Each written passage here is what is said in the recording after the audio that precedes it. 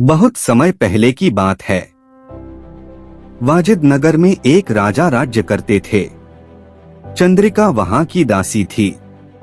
चंद्रिका की एक छोटी बेटी भी थी। चंद्रिका महारानी की सेवा करती और उसकी बेटी महारानी की बेटी के साथ खेलती रहती।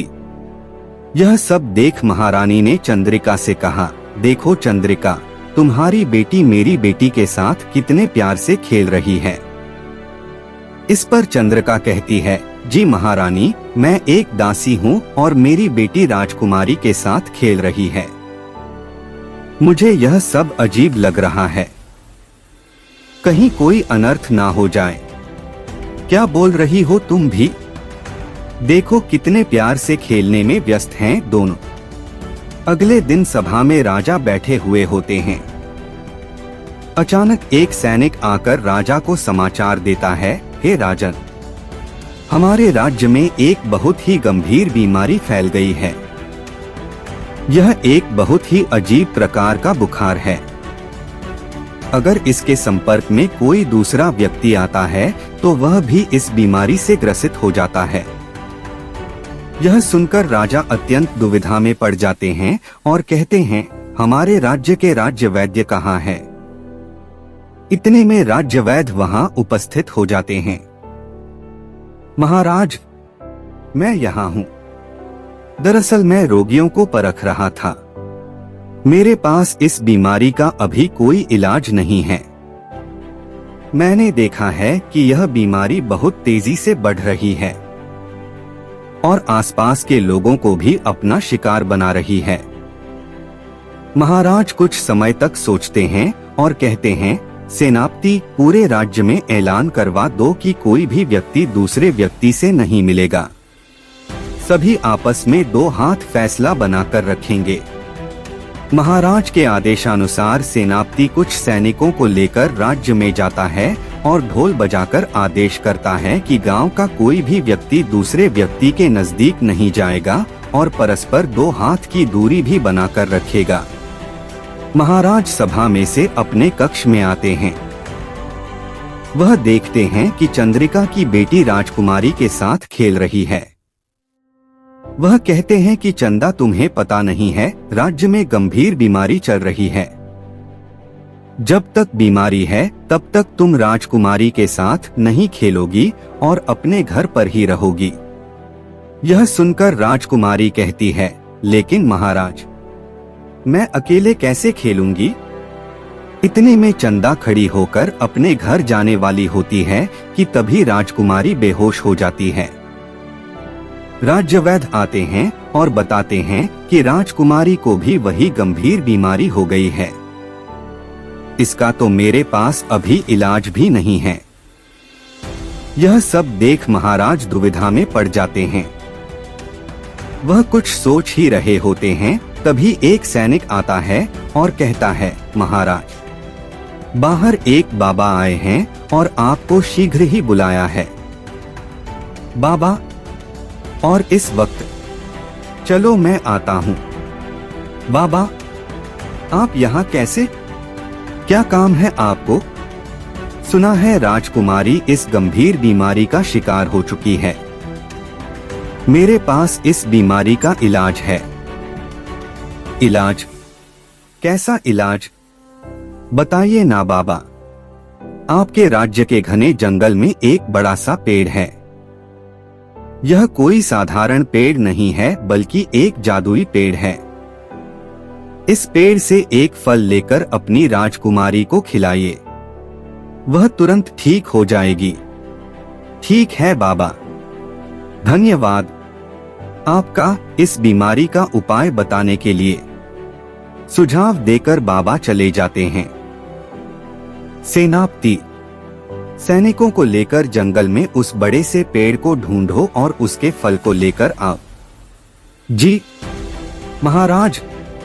सेनापति कुछ सैनिकों के साथ जंगल में जाते हैं और उन्हें वह पेड़ नजर आता है। आओ आओ, मेरे ही फल लेने आए हो। यह क्या? तुम बोलते भी हो जादुई पेड़? हाँ हाँ, मैं बोलता भी हूँ। और मुझे यह भी पता है कि तुम यहाँ क्यों आए हो। चलो अच्छा है, तो फिर तुम ही अपने फल तोड़ दो। फल तो मैं दे दूंगा, लेकिन इससे पहले तुम्हें मेरी 3 पहेलियों का जवाब देना होगा। तीनों पहेलियों का सही जवाब देने के बाद ही तुम्हें एक फल मिलेगा। 3 जवाब देने पर 1 फल। चलो कोई नहीं, मैं राजकुमारी को एक ही फल से ठीक कर दूंगा। चलो पूछो अपनी पहेलियां। वह क्या है जिसका कर्ज चुकाया जा सकता है, लेकिन माता पिता के बिना इस कर्ज को नहीं चुकाया जा सकता? अरे नहीं, मुझे तो इस पहेली का जवाब नहीं पता। चलो अगली पहेली पूछो। ऐसा क्या है जो समुद्र के तल में रहता है और माँ के छूने से ही मर जाता है? मुझे इस पहेली का भी जवाब नहीं पता। तो चलो तीसरी पहेली बताओ। जादुई पेड़ तीसरी पहेली पूछता है, ऐसा कौन है जिसके हाथ और पैर नहीं है, लेकिन फिर भी देश विदेश घूमता है? इसके बिना लोग भूखे मर जाते हैं। सेनापति कुछ समय तक सोचता है और बिना कुछ कहे राजमहल वापस लौट आता है। वह सारी घटना महाराज को बताता है। महाराज कुछ सोचते हुए पूरी सभा में ऐलान करते हैं कि जो भी इन तीनों पहेलियों का जवाब बताएगा उसे भेंट में उपहार दिए जाएंगे। लेकिन सभा में बैठे हुए किसी भी दरबारी को इन पहेलियों का जवाब नहीं आता है। महाराज गुस्सा होते हुए कहते हैं कि मेरी सभा में सभी मूर्ख ही भरे हैं। चलो तुम्हें तो मैं बाद में देख लूंगा। इधर चंद्रिका अपनी बेटी को डांटते हुए कहती है, मना किया था ना मैंने।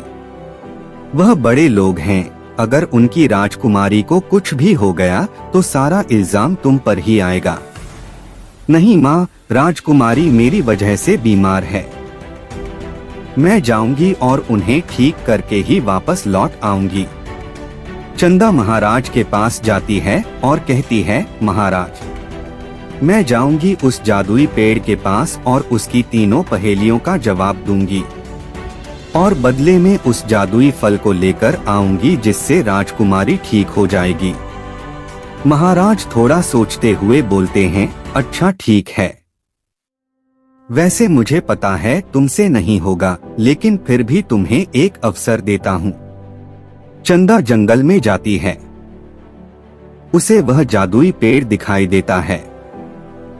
वह उससे कहती है, हे जादुई पेड़, आप अपनी तीनों पहेलियां पूछिए। जादुई पेड़ एक एक करके तीनों पहेलियों को पूछता है। चंदा थोड़ा देर रुक रुक कर उन सभी पहेलियों का जवाब दे देती है। वह पहली पहेली का जवाब वैद्य जी या गुरु जी, दूसरी का नमक और तीसरी का मोहर या पैसा देती है। यह सुनकर जादुई पेड़ बहुत खुश होता है और अपने जादुई फल को तोड़कर चंदा की झोली में डाल देता है। चंदा अभी भी वहां खड़ी हुई देख रही होती है। जादुई पेड़ कहता है, बेटी तुम अभी गई नहीं। चंदा कहती है कि हमारे राज्य में राजकुमारी के अलावा भी बहुत सारे लोग इस बीमारी से पीड़ित हैं। मैं उनके लिए भी फल ले जाना चाहती हूँ।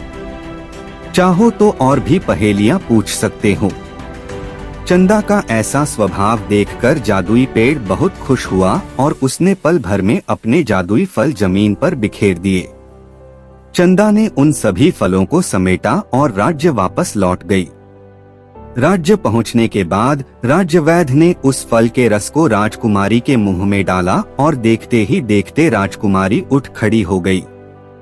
यह देखकर महाराज और महारानी बहुत खुश हुए।